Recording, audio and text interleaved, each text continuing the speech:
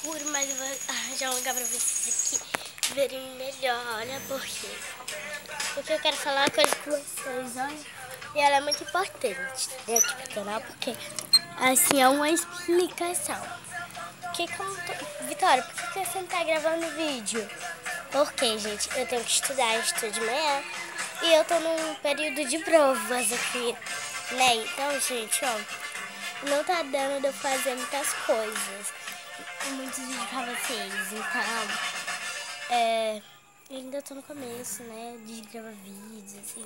Antes era só vídeos assim que minha mãe postava. Aí depois eu fiquei com o celular. Eu assim, tomei de conta mesmo no celular. Fiquei assim, postando mais vídeo no canal.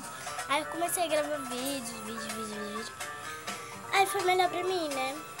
Aí eu comecei a postar muitos vídeos.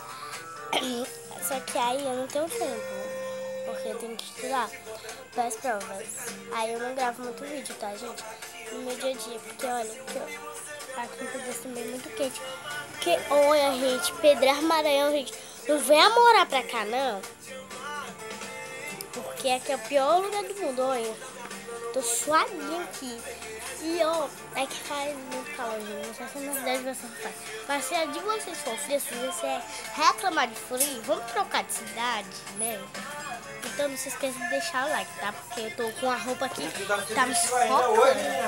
Aí eu vou arrumar minha irmãzinha e vou voltar com ela, com a minha fofura, tá, gente?